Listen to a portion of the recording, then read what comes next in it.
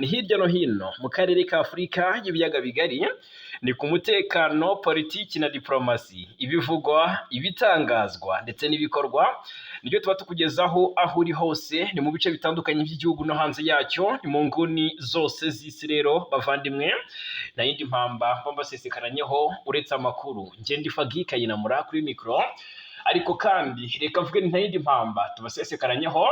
Impamvu nuko ntari njyenyine, Bwana Nsanzimfura Jarimura Kanuku, kandi turi kumwe hano muri studio. Turaje ngo tubabwire uko byifashe hano ku mutekano ku butaka burasirazuba bw'igihugu cya Kongo ndetse n'andi agezweho mu karere k'ibiyaga bigari. Turambukana Afurika, turebereye hamwe amakuru agezweho hakurya y'inyanja ngari.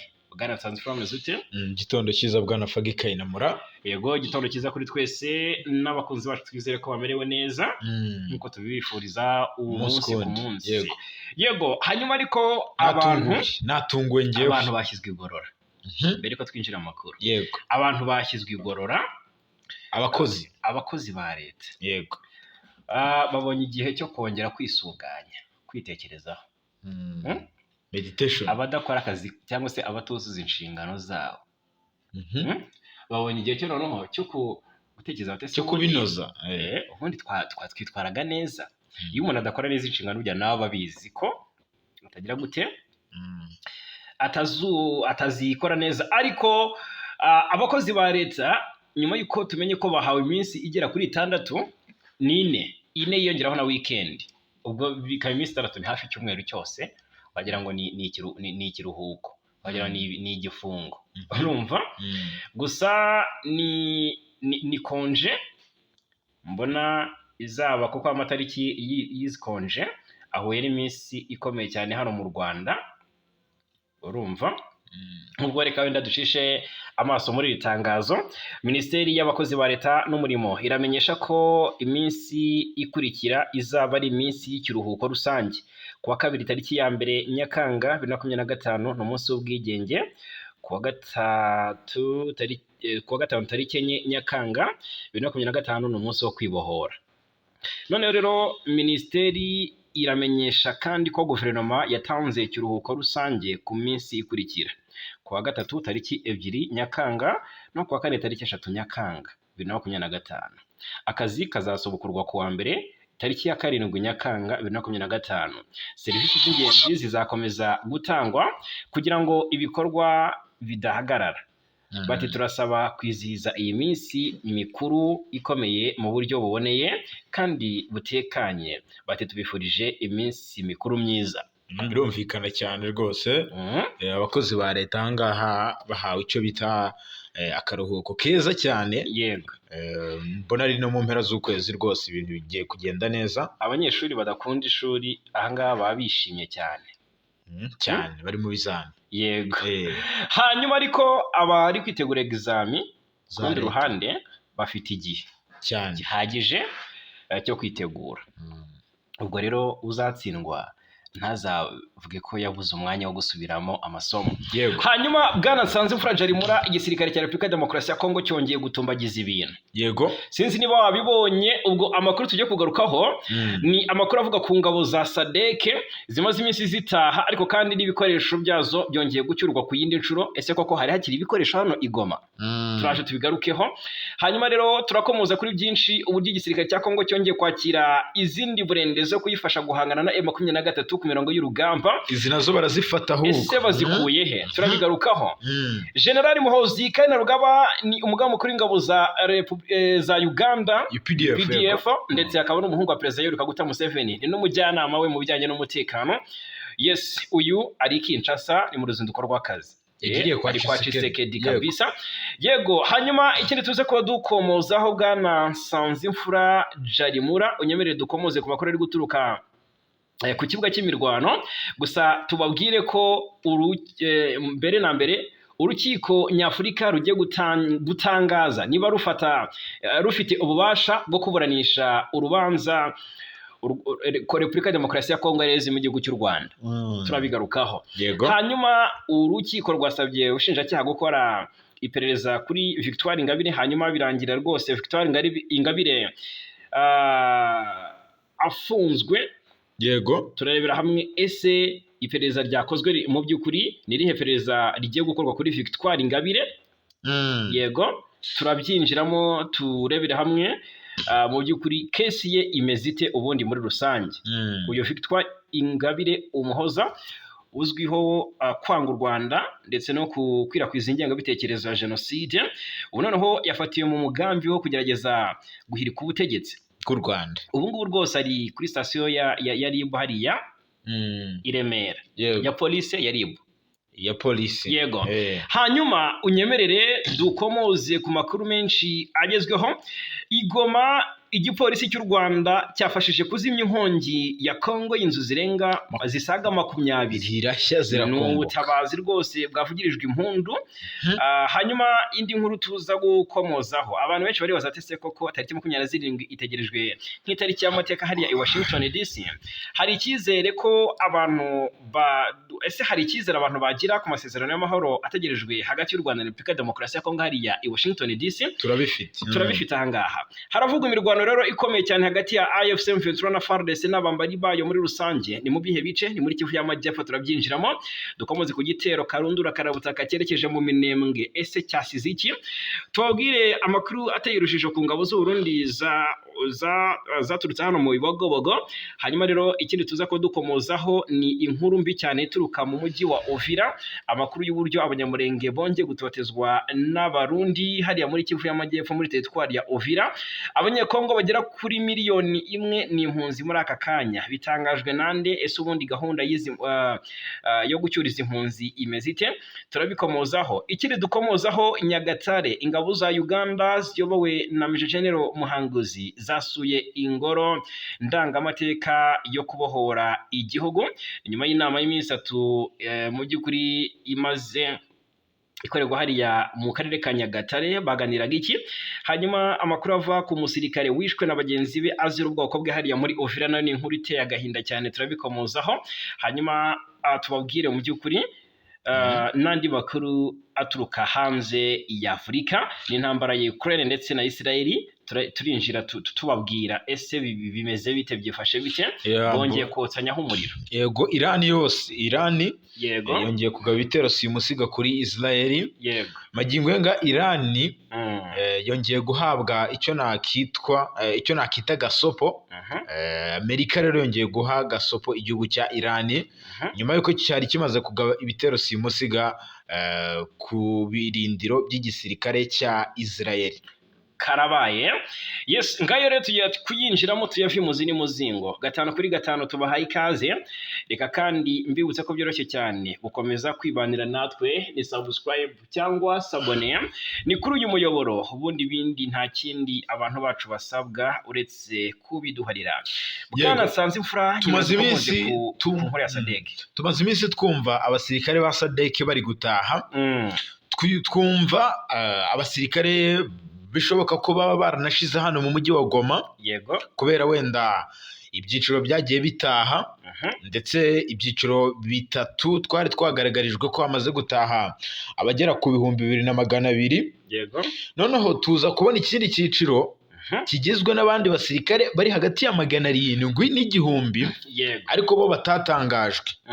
Magingo rero twongeye gutungurwa no kubona amakamyo 31 y'ibikoresho bya SADC yacyuye ibindi bikoresho binyuze ku butaka bw'u Rwanda. Ntago ni kwiyumvisha ukuntu hongeye gucyurwa ibikoresho. Ese ingabo zashize? Twari tuzi ko biranashoboka ko ingabo zabo zashize, birashoboka cyane muri biriya bigo zari zicumbitsemo, ariko hakaba hari andi makuru avuga ko ngo hari zimwe zaba zikihishe hano mu mujyi wa Goma. Izi zaburiwe irengero zatorokanye M-21 cyane, ngo bakaba bari mu mugambi ukomeye. Rero twabonye amakamyo 31. Niba bizi neza se ko babasize? Barabizi, gusa bari basabye umutwe wa M23 gukora imikwabo cyangwa se gukora nabyita gute ama operation yo guhiga abo ngabo bandi, ariko ngo bakabazana ari bazima. Ntibabice kugira ngo bacyurwe. Ndetse n'imwe mu byagiye bituma rwose habaho idindira ryo gutaha kwizi ngabo bigenda bitinzwa kugira ngo bagenzi babo bazimiye bakazimirana n'ibikoresho baboneke. Ubwo rero birangiye bagiye. Abo nabo hari inkuru bazagenda bagatangariza hariya mu bihugu baturutsemo bijyanye n'uko abambere baba ari 700 bagiye 240 na bangahe n'icyenda nibo bari abafurika bari baturutse mu gihugu cya Afurika muri 700 bari bavuye mu mujyi wa Goma. Abo ngabo ibintu bavugiye muri South Africa ndetse ngo bagezeyo bahita bafatwa n'uburwayi, bagiye hari abarwaye ihungabana kandi barambutse ari bazima. Urumva ubanza ibintu M23 bakoreye ari akamaramaza, depression cyane yari yabazonze cyane rwose. Ubwo rero nk'uko iyi article yanditswe ikinyamakuru Igihe ivuga rero ko ingabo zari mu butumwa bw'umuryango wa Afurika y'Amajyepfo mu burasirazuba bwa Congo, Samedi yarasize ikomeje gutaha ari nako zicyura ibikoresho zakoreshaga zihangana n'umutwe wa M23 zibinyujije mu Rwanda. Urabizi ko Samedi yarasi yatangiye gucyura ibikoresho tariki 29 Mata, ibaze amezi 2 agiye kwihirika bacyura ibikoresho banyuzamo n'ingabo nyine. Urumva ko bari benshi cyane. Ibi ni ibigaragaza uburyo M23 ifite yakoze akazi gakomeye, yanesheje abantu benshi bafite ibikoresho byinshi ndetse n'imyitozo deja ko ntabwo ambwira ngo South Africa ntabwo ifite ingabo zifite imyitozo, ko ni kimwe mu bihugu bya mbere. Iyo urubuga Global Firepower rukoze urutonde rw'ibihugu bifite igisirikare gikomeye, Afurika y'Epfo ntijya mu bihugu 3 bya mbere, akenshi zinarongoye. Rero biragaragara ko M23 ishobora kuba yarakoze agatendo. Biravuga ko rero icyiciro kigizwe n'amakamyo 31 atwaye ibikoresho n'abasirikare 7 ngo bari bagiherekeje cyatashye kuri 20 Kamena, ubwo ni kuri wa gatanu tariki 20 Kamena saa 8 z'amanywa nibwo ibi bikoresho bivugwa ko byanyuze mu karere ka Nyabihu ahazwi nko ku Mukamira. Yego izi ngabo zari mu butumwa bw'umuryango wa Afurika y'Amajyepfo murasirazuba wa Repubulika ya Demokarasi ya Congo, Samedi yarasi zatangiye gutaha ku ya 12 Kamena 2025 zinyuze mu gihugu cy'u Rwanda. Ubwo urumva ko avugwa kuri SADC nayangaya iragaragara cyane, ariko wenda turava kuri SADC gato. Yego magingo yanga SADC navuga ko noneho igaragaye burundu ko ishize mu mujyi wa Goma, haba ibikoresho ndetse n'abasirikare. Dushobora wenda kuzabona ikindi cyiciro, dushobora kuzabona abandi basirikare ba SADC bavana mu mujyi wa Goma. Nabwo tuzatungurwa kuko hari bamwe ngo bakihishe. M23 ikintu iri gukora ni ukubashuka ko nta musadeke n'umwe ukiri hano mu mujyi wa Goma ndetse no birashoboka ko baba bari gutegura amaraporo. Hashobora gusohoka raporo ya Loni ivuga ku byabaye kuri izi ngabo za SADC, kuko biragaragara ko uribuka ubwo Bintou Keita yari hariya Igoma ejo bundi byari tariki 10, icyo gihe byari tariki 16 ndabyibuka, yasuye umugaba w'ingabo za Samedi yarasi akaba na general wa division ari we muntu wa BC Jacob tariki 14 Nyakanga yari kwa gatandatu. Mu bigaragara Jacob hari ibintu yabwiye Bintou Keita. Yego urumva ko wenda yanamushimangiriye ko bari muri gahunda yo kugira gutaha, ariko nta kintu Keita yigeze abivugaho. Twitege raporo igomba gusohoka deja kuko bazakusanya n'ubuhamya buri gutangirwa hariya muri Afurika y'Epfo. Kuko icyo Bintou Keita yaraje kureba no kugira ngo agaragarize azabone icyo agaragaza muri raporo y'inama izaba ni tariki 27. Yego izabera Washington DC. Yego ni muri Amerika. Yego ari nabwo twiteze isinywa ry'amasezerano. Yego ubwo rero nabyo bizavugwaho. Ntabwo byabura ntabwo gutaha kwa SADC bivuzwe gutya, hari ibindi bizavugwa. Hamaze iminsi hasohoka raporo zishinja M23 ibyaha byinshi. Twitega izindi cyane kuko gutsinda SADC nabyo bizitwa icyaha.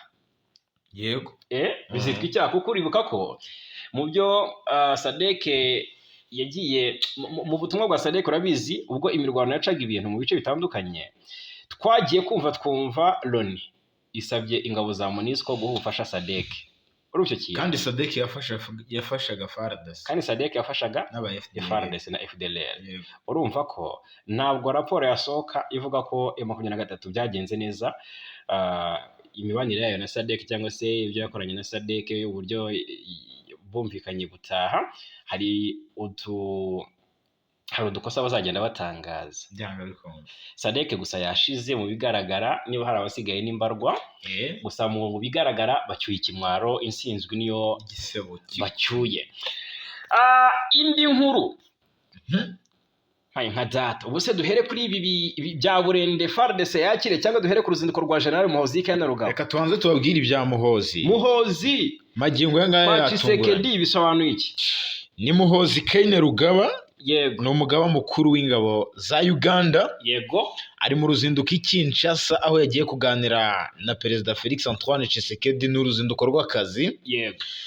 Kuwa gatanu tariki 20 Kamena nibwo General Muhoozi Kainerugaba yari asesekaye i Kinshasa. Ni amakuru avuga ko uruzinduko rwe rwari rugamije gusuzuma imigendekere y'ibikorwa bya gisirikare bizwi nka Operation Shuja, ingabo za Uganda zifatanya muri za Congo FARDC mu rwego rwo kurandura umutwe w'iterabwoba ADF NALU. Ni ibikorwa ingabo z'ibihugu byombi zirimo kuva mu Gushyingo 2021. Kuva rero Operation Shuja yatangira, igisirikare cya Uganda cyakunze kwigamba kwicira mu ntara ya Kivu y'Amajyaruguru na Ituri abarwanyi benshi ba ADF barimo n'abari abayobozi bakuru b'uyu mutwe urwanya ubutegetsi bwa Repubulika Demokarasi ya Kongo ndetse n'ubutegetsi bwa Perezida Yoweri Kaguta Museveni. Yego. EDF kandi icyakora iracyakomeje kwica abaturage benshi muri Repubulika Demokarasi ya Kongo, kuko societe civile muri aka gace ka Njiapanda na Mungrejipa, yego, muri teritwari ya Rubero, baherutse gutangaza ko amezi 12 ashize ADF yisha abantu barenga 1500 bo muri teritwari ya Rubero. Ni amakuru avuga ko uru ruzinduko rwa Muhoozi i Kinshasa kandi ruganisha ku gucubya umwuka mubi wagiye ututumba hagati ya Kampala na Kinshasa kubera ubutumwa yagiye yandika ku rubuga rwa X yahoze yitwa Twitter. Mu bihe bitandukanye uyu mujenerali yagiye yandika ku rubuga rwe rwa X yerekana nyine ubutumwa agenda ashyiraho ko ashyigikiye umutwe wa M23 uri mu ntambara na FARDC. Ibi byagiye birakaza ubutegetsi bwa Kinshasa kugeza n'ubwo bahamagaza ambasaderi wa Uganda i Kinshasa ngo atange ubusobanuro. Byitezwe ko General Muhoozi Kainerugaba agomba guhura n'abayobozi batandukanye muri Repubulika Demokarasi ya Kongo barimo umugaba mukuru w'ingabo z'iki gihugu Lieutenant General Julius Banza Mwilabwe na Perezida Felix Antoine Tshisekedi Chilombo. Yaherukaga gutangaza ko rero ngazagenderera mu minsi ishize, none birabaye.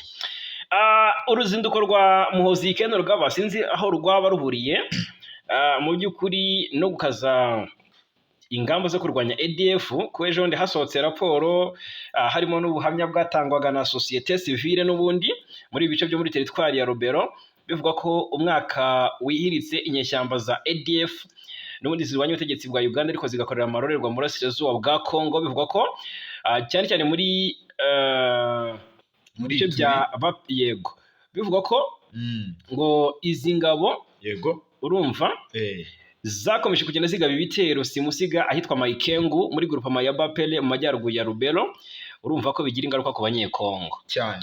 Noneho societe civile yo muri aka gace yo yatangazaga ko nyuma y'ibyo bitero byagiye bigabwa imibare y'ubwicanyi yakomeje kugenda izamuka, hatangazwaga abagera ku 1500 bishwe n'uyu mutwe wonyine wa ADF NALU.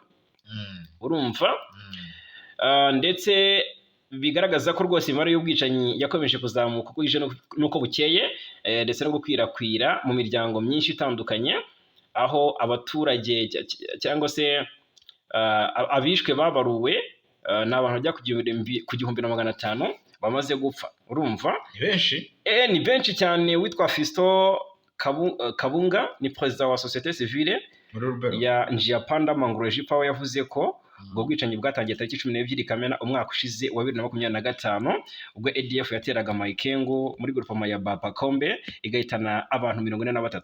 Ni ibintu bitangajwe mu gihe byatangajwe tariki 15 z'uku kwezi, iminsi 5 irihiritse. Ese twumva uruzinduko rwa Muhoozi Kainerugaba hariya. Yego, ariko navuga ko Muhoozi kimuzanye cya mbere ntabwo ari niyo Operation Shuja gusa, kuko yagiye atangaza amagambo menshi yagiye atungurana. Biranagaragara ko Tshisekedi hari ijambo Muhoozi yize gutangaza mu mpera za Werurwe avuga ko ngo M23 urabyibuka ubwo yacanaga umuriro mu nkengero za Goma oya M23 ubwo yacaga ibintu muri Walikale ishaka kwerekeza Ikisangani ifata ibice bya Kibua yego na centre Walikale. Icyo gihe Muhozi yariyandagaje aravuga ati M23 icyo gihe hari n'ibitero by'indege byagabwaga mu Minembwe yego byazaga bigahitana nyine byangije ikibuga cy'indege byangiza n'ibikorwa remezo bitandukanye bihitana n'ibitaro byo mu Minembwe yego ndetse byagaragaraga ko biri kuva Ikisangani ku mategeko ya General Masunzu n'urupfu rwa Makanika urabizi ko niyo nkomoko noneho aravuga ati urabizi kandi ko Uganda ivugwaho gufasha M23 Muhozi kuri Twitter aravuga ati nubwo ntago bizaba ari ugusuzugura M23 cyangwa se kuyibangamira ariko ingabo za Uganda yahise atanga iminsi mike cyane ati niba dafata Kisangani UPDF tayari kugira gute ariko yashyizemo clause ivuga ko ategereje itegeko rya Muzehe avuga ko ngo ategereje itegeko rya Muzehe umugabo w'ikirenga ibyo rero byokeje ubwoba kuri Tshisekedi yarabivuze ndetse anabisubiramo nyuma y'iminsi mike Tshisekedi ariko nawe yatereye agati mu ryinyo kuko ntabwo yari bwihutire guhita asubiza Muhozi. Icyo bivuze ni iki? Hari ifatwa rya Butembo urabyibuka ko Butembo yarimo ingabo za Uganda ndetse n'iza Kongo yego biza kurangira iza Kongo zize iza Uganda kandi n'undi bari bafatije muri Operation Shuja babasigaye Butembo baragize ingabo za Uganda zaje kuzingutwa mushye zivayo zigarukira muri Ituri FARDC irinjira isigarayo ariko M23 yari iri mu marembo ya Butembo iri hano mu hafi mu bice bya hafi ya Alimbongo werekeza za Musienene byagiye bigaragaza Kinshasa yagiye bibona nkaho ingabo za Uganda zigambaniye FARDC urumva ngo zibererekera M23 kugira ngo biyorore gufata umujyi wa Butembo mu byo bari buganire rero Tshisekedi na Muhozi n'ubundi umutwe wa M23 ni ingingo nyamukuru ariko se ku kijyanye n'ubufasha buvugwa kuri Uganda ngo yabiha M23 biraza kuvugwa hiki Uganda ntabwo ibyemera urabiganiraho iki Uganda ntibyemera gusa Kinshasa nayo yego ntabwo ishinja Uganda ko yabifashe M23 kuko mu bigaragara Uganda na Kinshasa ku rundi ruhande bibanye neza hari imishinga imwe n'imwe yagiye isinywa igiye gushyirwa mu bikorwa ndetse vuba Tshisekedi urabizi amaze iminsi anyarukira i Kampala muri Uganda ejo yoherejeyo intumwa ariko yoherejeyo president w'ishinga amategeko Vital Kamerhe mu bigaragara Uganda na Congo yego harimo akantu harimo ubushuti ubwo uruzinduko rwa Muhozi uraza kubona Twitter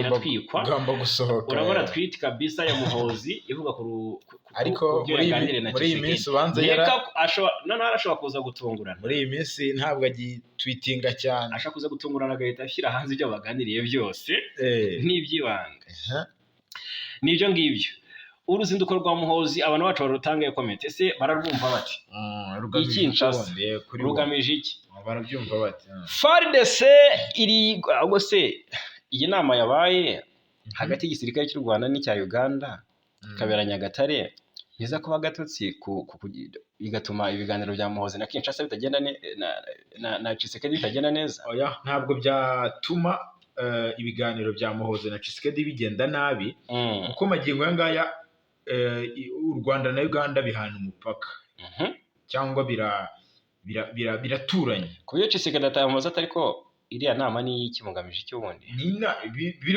birumvikana cyane kandi biranasobanutse kuko ni inama igaragaza ubufatanye u Rwanda ruhana umupaka na Uganda yego Uganda ihana umupaka na Kongo ihana umupaka n'u Rwanda birumvikana ntabwo ibihugu byombi byabura kuganira cyangwa guhuzwa n'umupaka kuko na M23 itarafata Goma u Rwanda rwagendera uraje urebe imyitwarire ya Tshisekedi kuri iyi ngingo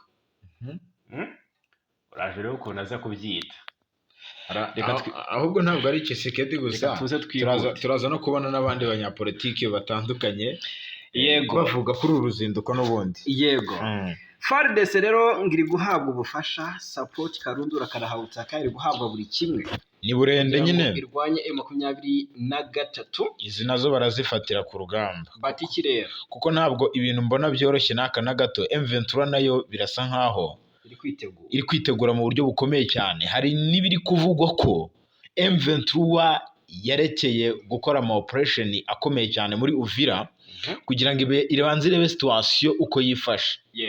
Ariko FARDC kuri ubu ngubu yamaze guhabwa burende zo kuyifasha guhangana na M23.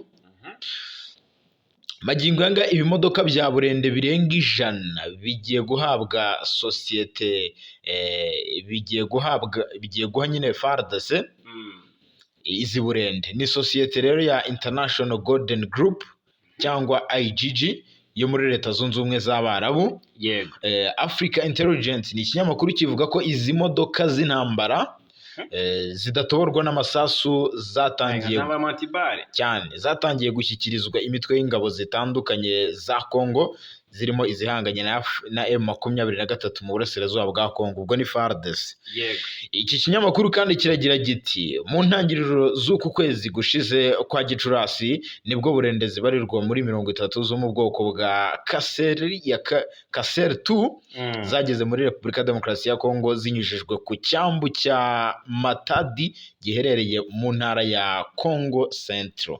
Yego izibarurwa mu 10 izibarirwa mu 10 muri zo ngo zahise zoherezwa byihuse i Lubumbashi ho mu ntara ya Katanga zihabwa abasirikare bo mutwe urinda perezida wa Kongo Felix Antoine Tshisekedi babarizwa mu kigo cya gisirikare cya Kimbembe.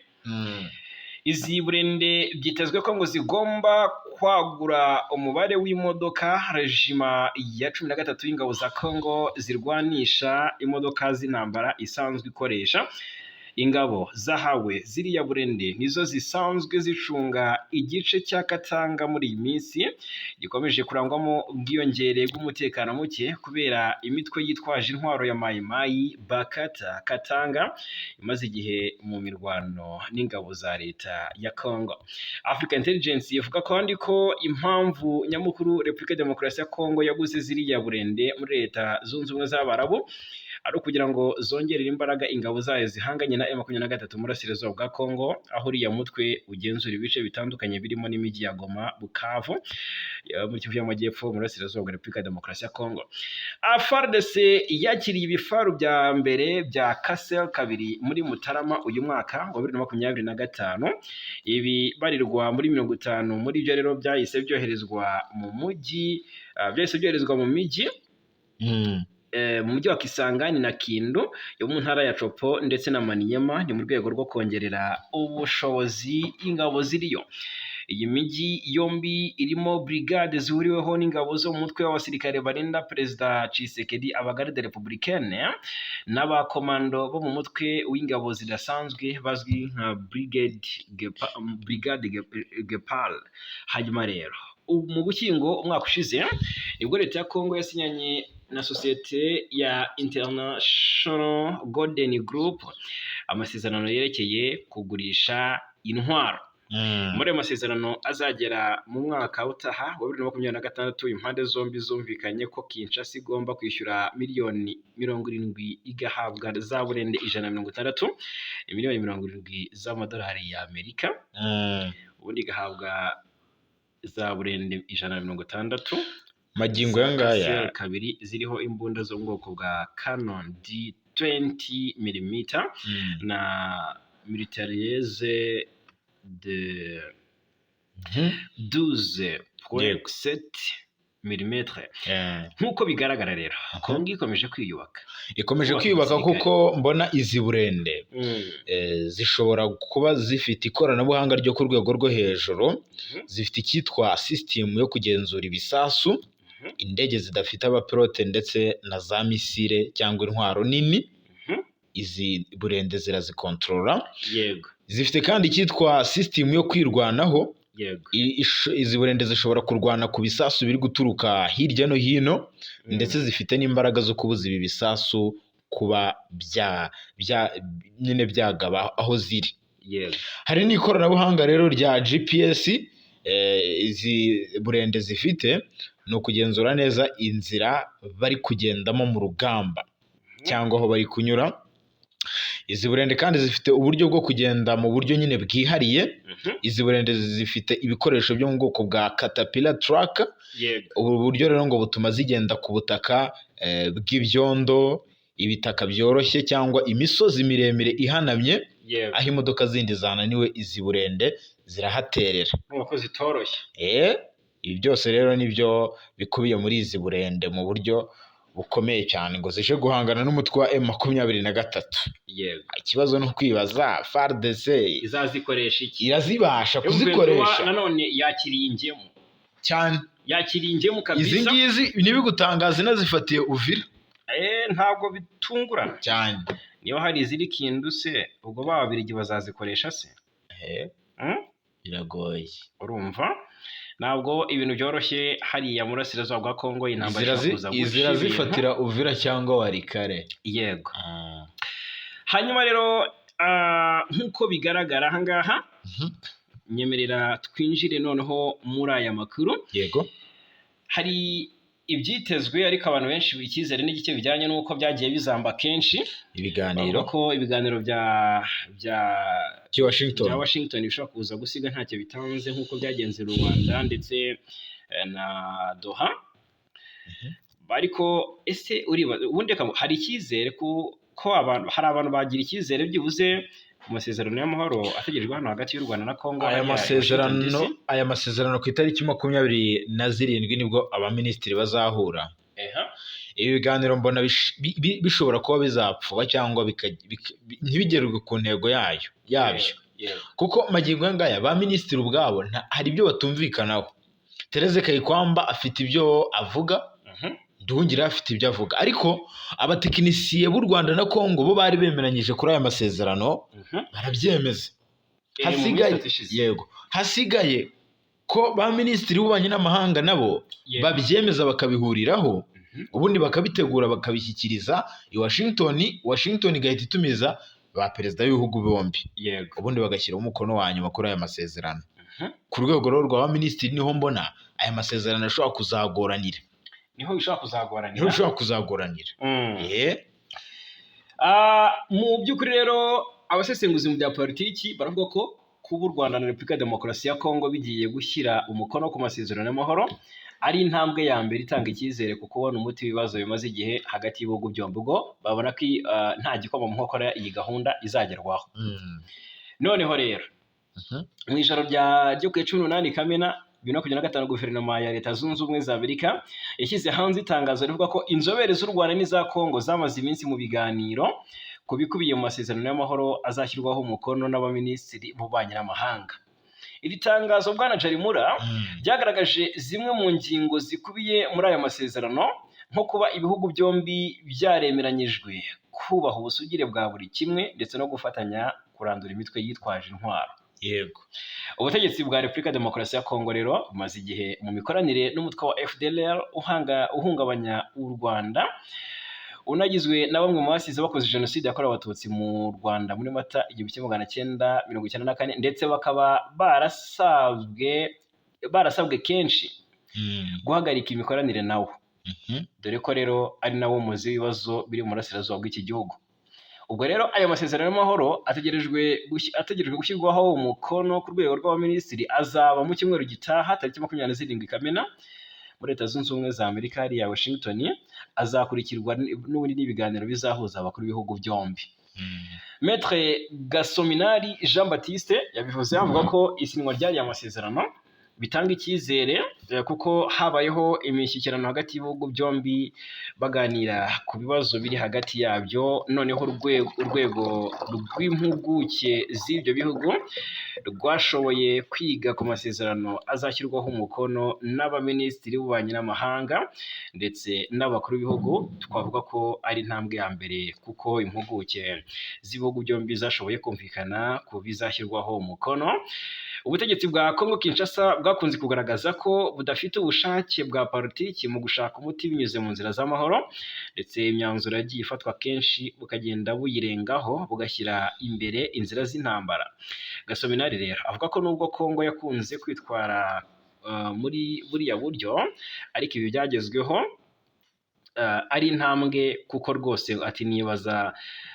nibaza gusanga amahoro afitiye akamaro kurusha intambara, bagasanga bashobora kurangiza intambara biciye mu biganiro, kandi intambara zose zo ku isi zijya zirangira uku, biciye ku meza y'ibiganiro. Ubwo ibiganiro byatangiye rero, reka twitege ko hazaboneka n'igisubizo cyava i Doha, cyava i Washington. Ati rwose aho cyava hose, icy'ingenzi abaturage bakeneye kubona amahoro, bakeneye kuba mu mahoro, icy'ingenzi bakeneye ni uko haba umutekano. Maître Aloyizi Mutsabingwa we avuga ko amasezerano ubwayo adashobora kuzarangiza ibibazo, ahubwo ko igikenewe kurusha ibindi ari ubushake bwa politiki, ku buryo niyo hasinywa ayo masezerano ariko hatari ubwo bushake ngo nta muti waboneka. Ati igisubizo ku kibazo ni icyitwa amahoro. Kugira ngo amahoro aboneke ni ubushake bugomba kubanza. Ati hari inyandiko mu by'ukuri hari n'inyandiko zikunda gusinywa.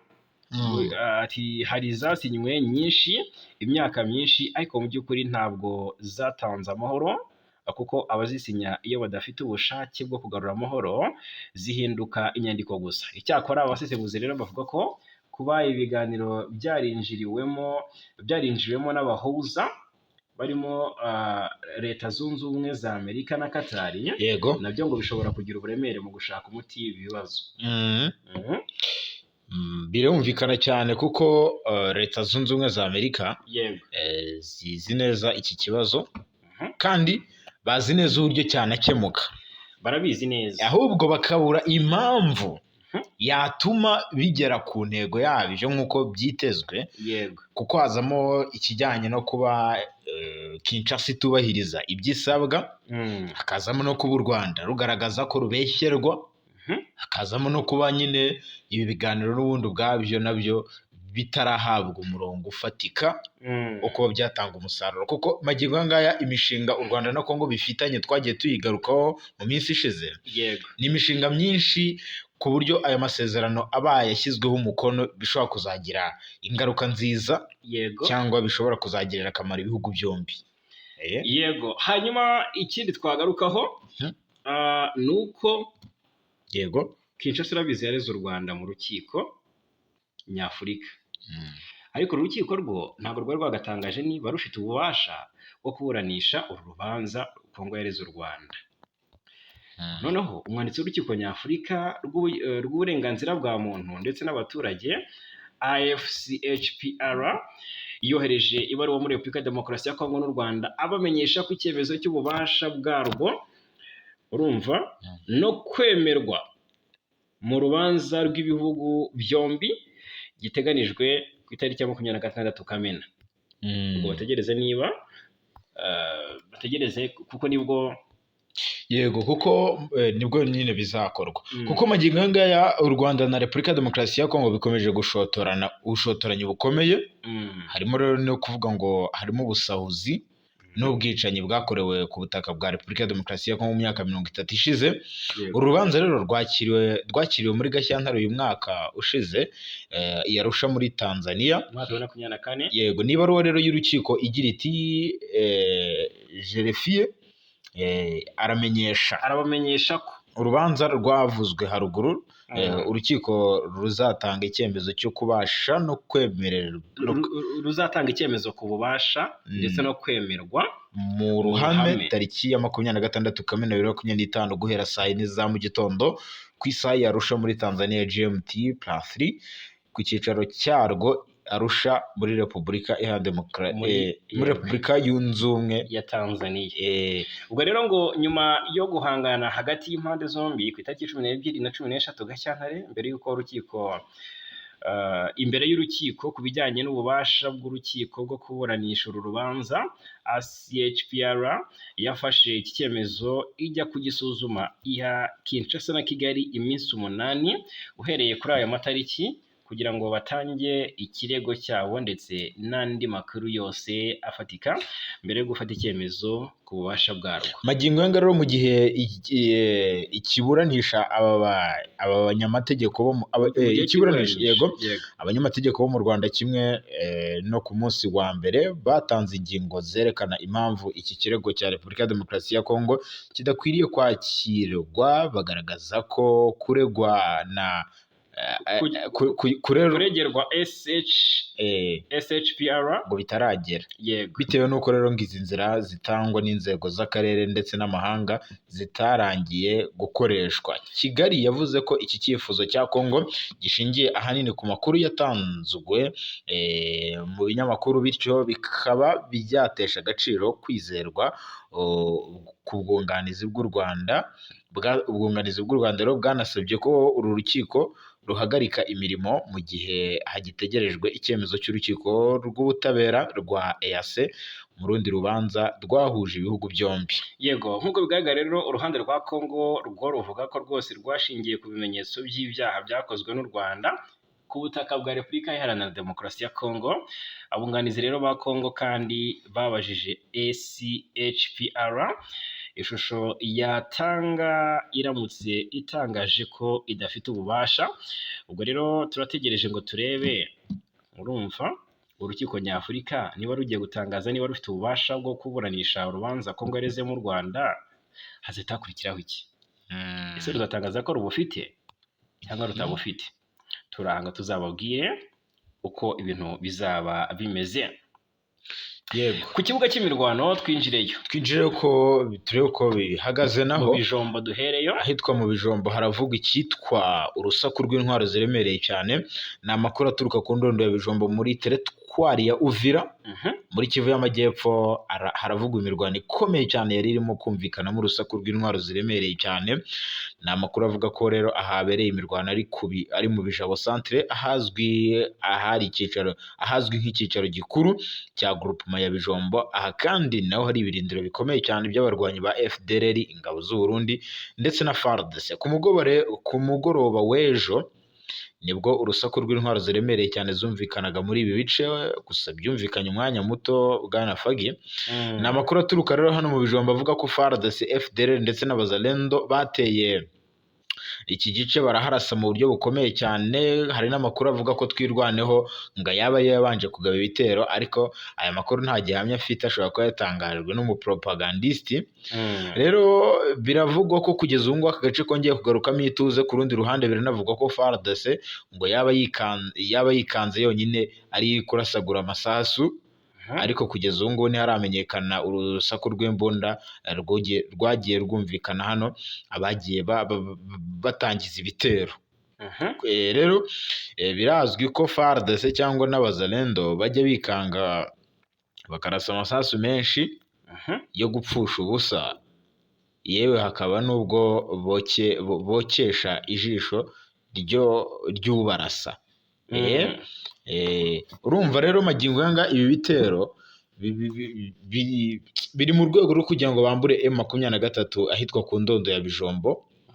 Kuva rero iyi ntambara yakaduka imaze igihe cy'imyaka 8 ibera mu misozi y'Umurenge miremire nyine. Magingo aya Twirwaneho na M23 nibo bafite iki gice n'ubundi.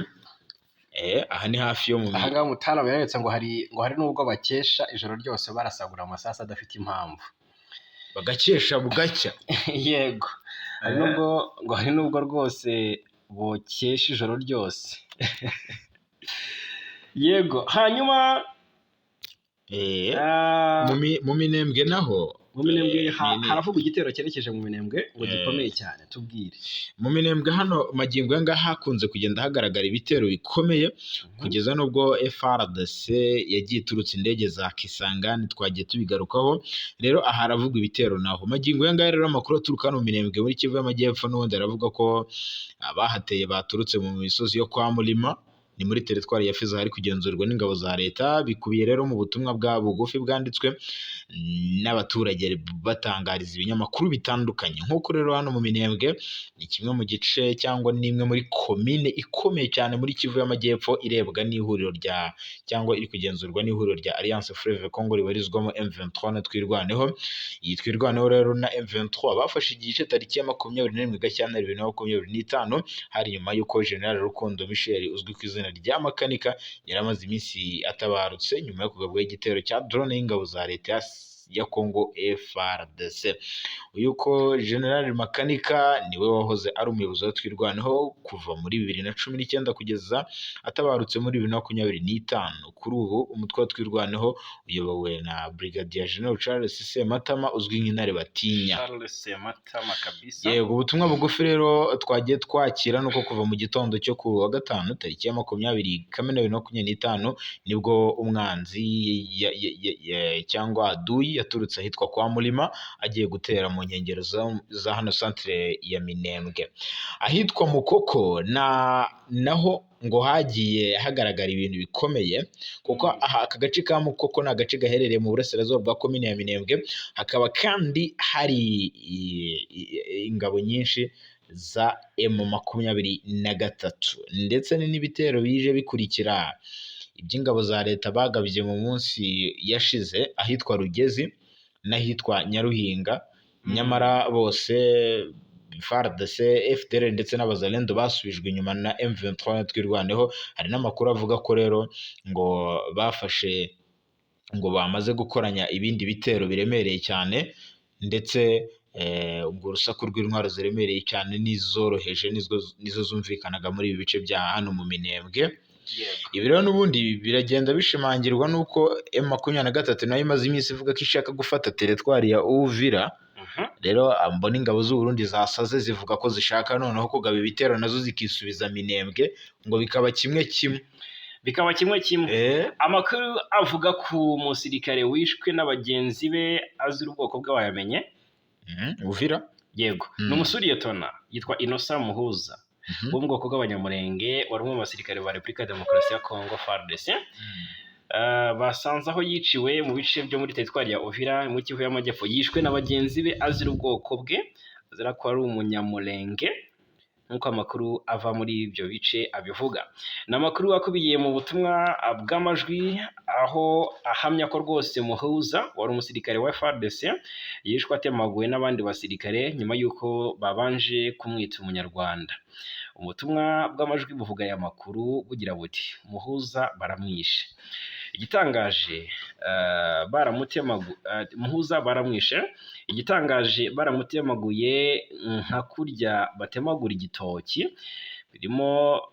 barimo bamwita umunyarwanda. Ni ubutumwa buvuga ko uyu musirikare wa FARDC wo mu bwoko bw'abanyamurenge yiciwe i Ruvungi mu gace gaherereye mu kibaya cya Rusizi ho muri teritwari ya Uvira mu ntara Kivu y'Amajyepfo. Ati twasanze aho bamutemaguriye hano i Ruvungi mu kibaya cya Rusizi, bamwishe ku cyumweru ariko twatoye umurambo we ku wa kabiri.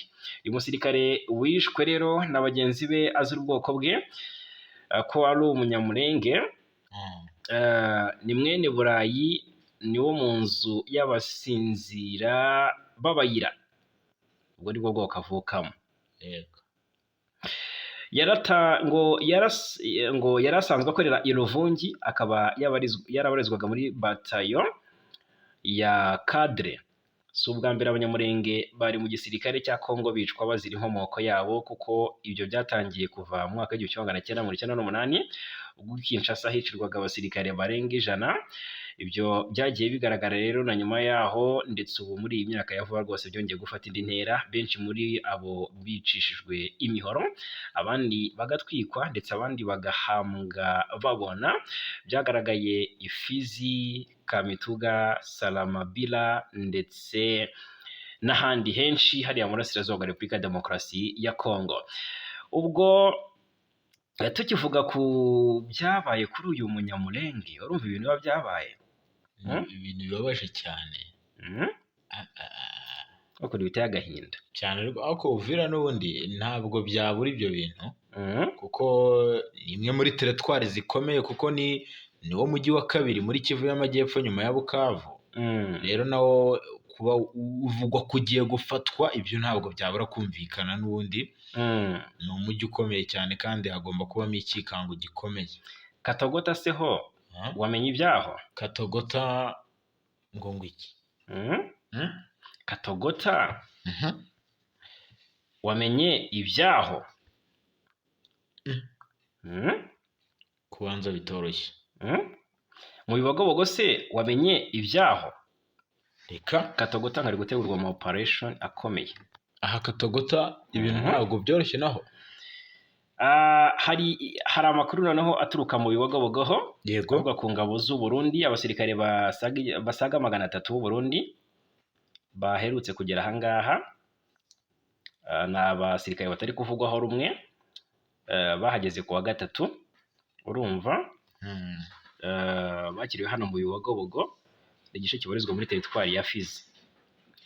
Biravugwa ko urumva aba basirikare b'u Burundi basanzwe bakorana bya hafi n'ingabo za Kongo kuva mu mpera za 2022 mu rugamba barimo barwanya M23.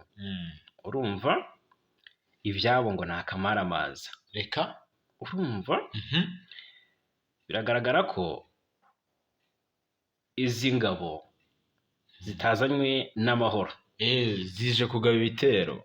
Ni ibitero nta kindi, kuko bimaze iminsi abantu bahariya Bibogobogo ngo ntago bazi icyatumye aba Barundi ntago bazi misiyo y'aba Barundi hano. Wazo Abarundi baturutse ngo baturutse hitwa Ibaraka, yego, muri Fizi, yego. Urumva bahitiye hano za Magunga, ngo nyuma baje koherezwa mu birindiro by'abahoze muri bino bice. Urumva ngo ni nko gusimbura bagenzi babo, gusa mu bigaragara bari kugerageza ngo guca inzira zerekeza mu mujyi wa Uvira.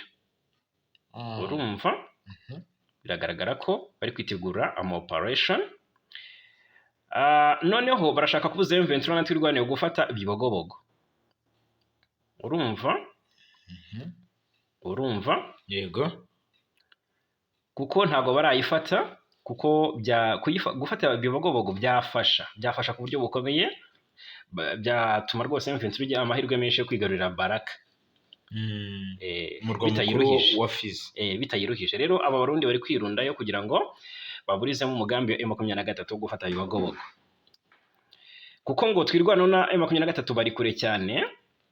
Urumva kuko igice bagenzura cya Minembwe giherereye mu ntera y'ibirometero bibarirwa muri 75 na 4 gutyo uvuye ha mu Bibogobogo. Urumva ko baracyari kure, kuko Bibogobogo biravuga ko ngo ingabo z'u Burundi zihari gusa, kuko hari na FDLR, FARDC n'abazarendo bose barahari, ndetse ngo bari kwideployinga y'aba Barundi n'ibikoresho byinshi. Bagiye ngo bafite amakuru ko M23 ifite umugambi wo kwerekezayo kugira ngo ibohore Bibogobogo. Yego, niko amakuru avuga. Hanyuma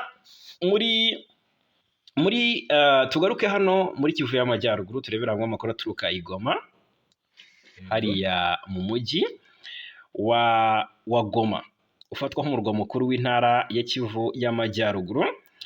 Ni amakuru rwose atugeraho kandi navuga ko ntabwo ari meza.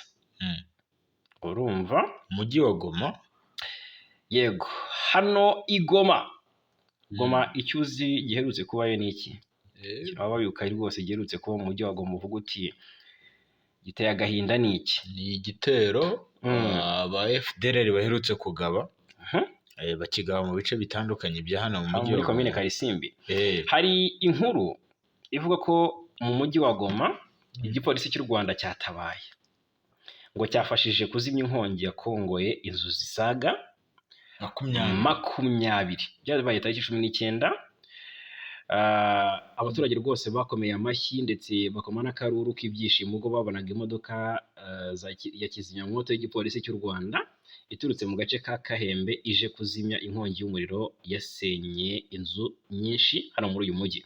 Biravugwa ko inzu zisaga 20 bwarasanze imfura ngo zahiye zigakongoka nyuma y'inkongi y'umuriro yadutse mu ijoro ryo kuwa kane tariki 19 ku muhanda wa Rucuru mu gace ka Kahembe komine Karisimbi mu mujyi wa Goma nk'uko byatangajwe na Ibrahim Kabikire Maguru n'umuyobozi w'ako gace ngo umuriro urumva urabona ko rwose ngo umuriro w'amashanyarazi niwo wateje inkongi y'umuriro bituma ingo nyinshi zifatwa zirashya nk'uko inkuru dukesha mediacongo.net ivuga. Uyu muyobozi rero wabikomojeho yagize ati benshi mu baturage batuye muri Avenue Rucuru mu gace ka Kahembe baraye hanze nyuma y'umuriro wibasiye amazu yabo. Inkongi y'umuriro yatewe n'umuriro w'amashanyarazi. Twishimiye ko amakamyo yo kurwanya inkongi y'umuriro yatabaye kuko iyo bataza ibyangiritse byari kuba bikomeye kurushaho. Kugeza ubu rero amazu agera kuri 20 yamaze gukongoka. Inkuru kandi ivuga ko nta buzima bw'umuntu n'umwe bwahagendeye. Cyakora uyu muyobozi wo mu nzego z'ibanze arasaba abantu bafite ubushake gutabara imiryango yibasiwe. Magingo aya rero hari n'andi makuru ari kuvuga ko Repubulika ya Demokarasi ya Kongo abanyekongo bagera kuri 1 miliyoni ati ni impunzi. Kuri uyu wa gatanu tariki ya 20 Kamena 2025 isi yose nibwo yafatanyije mu kwizihiza umunsi mpuzamahanga w'impunzi, akaba ari nawo munsi washyizweho na Loni mu rwego rwo kuzirikana ubuzima bw'uburenganzira bw'abakuwe mu byabo n'intambara, ihohoterwa cyangwa izindi mpamvu zishingiye ku makimbirane.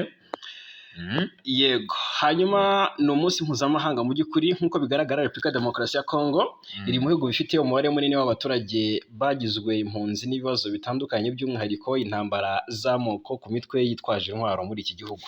Yego, ni imibare itangwa n'ishami ry'umuryango w'abibumbye ryita ku mpunzi HCR rigaragaza ko rero abarenga 1 miliyoni aribo bamaze guhunga mu bihugu bitandukanye by'akarere ndetse no hanze ya Afurika kubera ibibazo by'umutekano muke n'intambara z'imitwe yitwaje intwaro. Nubwo rero ari igihugu gifite impunzi nyinshi zinyanyagiye hirya no hino, nyamara Kongo nayo ifite impunzi icumbikiye z'ibindi bihugu zirenga 500,000 zaturutse mu bihugu bitandukanye birimo Burundi, u Rwanda, Sudani y'Epfo, Central Africa ndetse n'ahandi.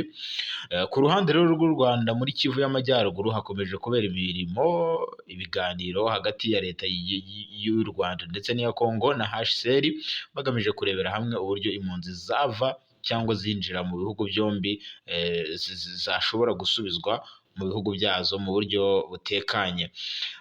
Uhagarariye by'agateganyo HCR muri Repubulika ya Demokarasi ya Kongo witwa Pierre Atsom yatangaje ko guverinoma ya Kongo yasabye ko haba indi nama ya komisiyo ihuriweho ipanze neza, ati kazabera i Geneve cyangwa i Addis Abeba bitewe n'uko imyiteguro izagenda. Mu gihe rero ibiganiro byasubiza impunzi mu bihugu byazo bikomeje rero biracyakomeje. HCR yo iravuga ko kuri 25 aribwo ngo abantu 177 bakomoka muri Kongo bari mu bihugu bya Afurika y'Epfo, Namibia, Burundi bamaze gusubizwa mu iwabo mu bufatanye na komisiyo y'igihugu ishinzwe impunzi CNR.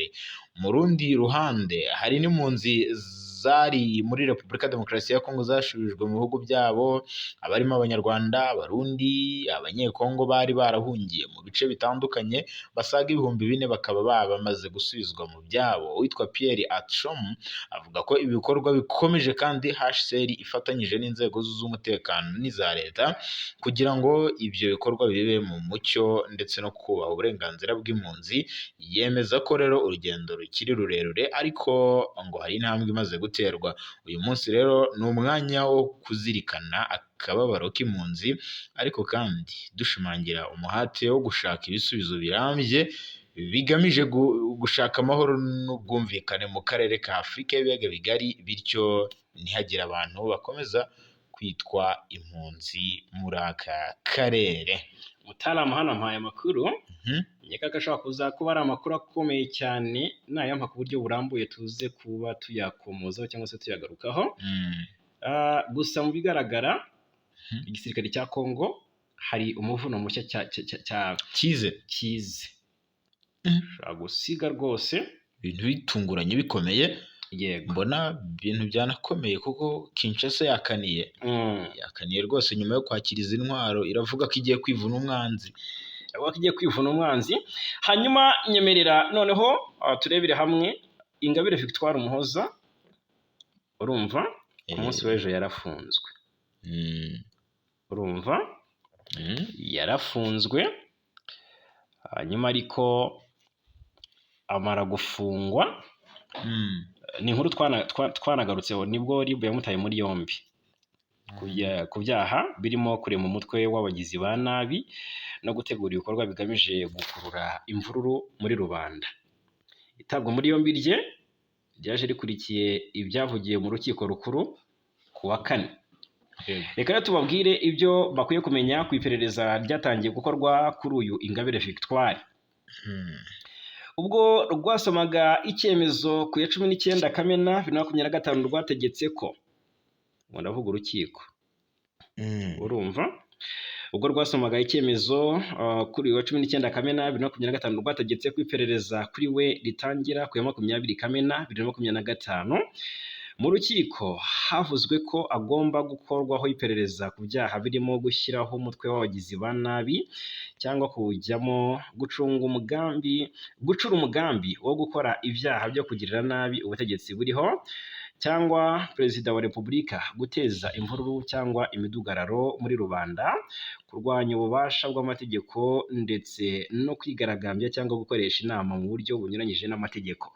Ingabire yakozweho iperereza nyuma y'uko abantu 9 barimo umunyamakuru wa Umubavu TV n'ikinyamakuru cya Umubavu Nsengimana Theoneste bari kuburanishwa bakunze kumugarukaho cyane mu rubanza. Abaregwa bose rero bafashwe mu mwaka wa 2021 baregwa ibyaha bifitanye isano n'amahugurwa. Ubushinjacyaha buvuga ko rwose yitabiriwe n'abari abayoboke b'ishyaka rya Dalpha Umurinzi bagamije kwigira hamwe amayeri bazakoresha mu guhirika ubutegetsi hadakoreshejwe intwaro. Ubushinjacyaha bwerekana ko abari mu nama bahurije ku mugambi wo guhirika ubutegetsi bahugurwa ku buryo butandukanye ngo bashobora kwifashisha muri uwo mugambi. Ngo ni amahugurwa bahabwaga n'abanyamahanga hifashishijwe igitabo cyitwa Blueprint for Revolution cyanditswe n'umunyaserbia witwa ngo ni Sorja Popovic. Icyo gitabo kirimo amayeri abifuza kurwanya ubutegetsi biyambaza bitabaye ngombwa gufata intwaro. Ku meza y'ibiganiro rero by'abo bayoboke b'ishyaka ritemewe mu Rwanda ryobowe na Ingabire Victoire harimo ingingo zirimo kuririra ku bibazo bishingiye ku misoro y'ubutaka, ibibazo by'abamotari, ibibazo bya Kangondo n'ibindi bashoboraga kuririraho bigaragambya. Mu gucura umugambi ngo bigishwaga uburyo bwo gukemura ibibazo nka operasiyo Shirubwoba udahungetwa. Ni operasiyo yitwa ngo ni Shirubwoba udahungetwa. Nka data umutara mu buryo yabyanditse aha ngaha. Urumva ngo mu gucura uwo mugambi ngo bigishwaga uburyo bwo gukemura ibibazo nka operation Shirubwoba udahungetwa ugahungeta. Nka data Serwakira ndetse n'iyiswe sondage. Kuri operation Shirubwoba udahungetwa ugahungeta, abaregwa basobanura ko ababahuguraga ngo babasabaga gutinyuka bakavuga ibibazo baba bafite, bagatanga ibitekerezo by'uko byakagombye gukorwa. Kuri Serwakira rero n'iyiswe sondage ngo byari bigamije gutanga ibitekerezo no gukoresha abandi baturage babazwa ibibazo baba bafite n'uburyo bumva bikwiye gukemurwa n'ibindi. rero reka turebere hamwe uburyo umugambi wabapfubanye. Ubushinjacyaha bugaragaza ko abaregwa bari bacuze umugambi wo guhirika ubutegetsi, ari nayo mpamvu rwose ayo mahugurwa yari yateguwe hagamijwe kungura ubumenyi abazawugiramo uruhare. Yego, nabonye bagaragaje ko rero uyu mugambi wabo wo gutangira ibikorwa byo kwigaragambya wari gushyigikirwa mu bikorwa byo ku ya 14 Ukwakira 2021, ari nabwo bizihizaga umunsi bitiriye Ingabire Victoire wa Ingabire Day. Umwe rero mu bari muri aya mahugurwa witwa Nzabandora Boniface niwe watanze ubuhamya, atanga amakuru ko ku rwego rw'igihugu rw'ubugenzacyaha yashimangiye ko abitabiriye aya mahugurwa bari bafite umugambi wo guhirika ubutegetsi. Avuga ko rero yitabiriye ariko abonye umugambi bari guteganya aba barimo rero na Ingabire Victoire, yumva ko ngo bafite imigambi mibisha ku gihugu. Rero amahugurwa yateguwe na Darpha Umurinzi. Ni amahugurwa abatangabuhamya bavuga ko yateguwe na Darpha Umurinzi. Urumva rero umutangabuhamya wavuze ko rwose ngo yagiye azi ko ari amahugurwa y'Icyongereza kuko ngo yari yarayasabye Ingabire, ariko aza gutungurwa no gusanga aragamije guhirika ubutegetsi. Mbega ni byinshi byagiye bigarukaho kuko abiregura bose bavuga ko uwari umuhuzabikorwa w'uwo mugambi ari Sibomana Sylvain, ngo yabereye ku ikoranabuhanga, ariko ngo abayitabiriye bose bakoresha andi mazina atandukanye n'ayo bitwa mu guhisha imyirondoro yabo hagamijwe kurinda ubuzima bwite bwabo no kwirinda kugirirwa nabi. Yego, rero buri munsi w'amahugurwa abayitabiriye bohererezwaga ibihumbi 10 boherezwaga na Sibomana kugira ngo bagure interinete mu gihe cy'iminsi 4. Yego, ubushinjacyaha rero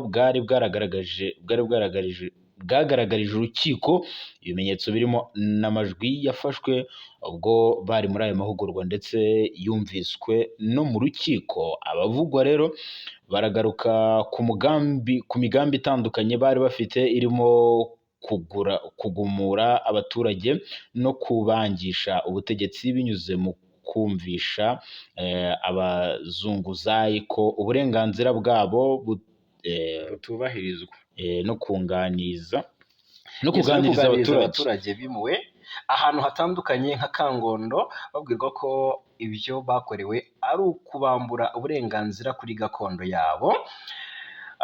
Ndetse hari kandi gushaka imyambaro no guhimba indirimbo bigamije kwigumura ku butegetsi buriho no kumvisha ishyaka rya FPR riri ku butegetsi binyuze mu mucyo bise Operation Serwakira ndetse n'ibindi. Mu kwiregura rero abaregwa bakunze kuvuga ko Sibomana ari we wabatumiye muri iyo nama, mu gihe ubushinjacyaha bwagaragaje ko yatumijwe na Sibomana n'uwitwa Asumuta ariko bigizwemo uruhare na Ingabire. Bwavuze ko rero Ingabire yahuje abo bombi mu gutegura uwo mugambi. Mu rukiko Ingabire we yireguye avuga ko yabahuje ubwo Sibomana yavugaga ko arwaye amenyo, undi akamwizeza ko azamuha ubufasha, nubwo ubushinjacyaha bwabiteye utwatsi. Ubushinjacyaha bwo bugaragaza ko bahujwe n'uwo mugambi ndetse hari n'amafaranga Ingabire yahaga Sibomana ari nayo yagurwagamo internet yifashishwaga n'abahugurwa. Hanyuma bugaragaza ko ibyakorwaga byose byabaga bizwi na Ingabire ndetse yanabikurikiraniraga hafi rwose. Birumvikana cyane byinshi bya Ingabire Victoire. Yego, i Nyagatare ingabo za Uganda ziyobowe na Major General Muhanguzi zasuye ingoro indangamateka yo kubohora igihugu.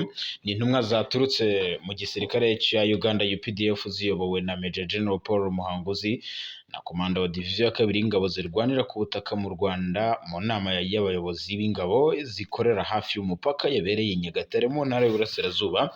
Baboneyeho rero umwanya wo gusura ingoro ndangamateka yo kubohora igihugu ku Murindi mu karere ka Gicumbi mu majyaruguru y'u Rwanda. Izi ntumwa zabonye rero cyangwa zabonye ibisobanuro birambuye ku migendekere y'urugamba rwo kubohora igihugu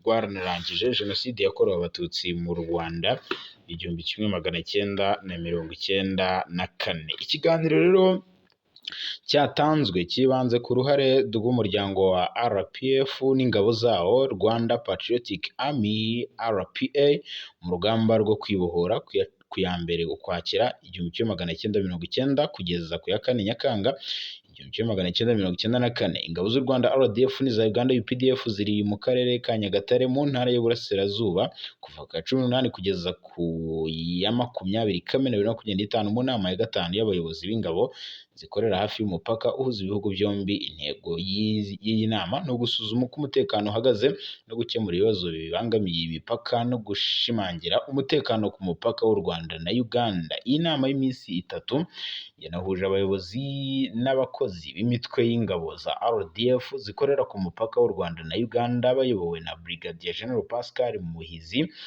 komanda wa diviziyo ya 5 ya RDF na bagenzi be bo muri diviziyo ya 2 y'ingabo za UPDF Uganda ziyobowe na Major General Paul Muhanguzi hariya i Nyagatare. Yes, ngayo nguko rero reka tubashimire cyane. Ushimire cyane Bwana Nsanzimfura Jarimura. Wakoze cyane nawe Bwana Fagi Kayinamura. Dushimire cyane abakunzi bacu. Amakuru n'ibiganiro byo nakagaruka.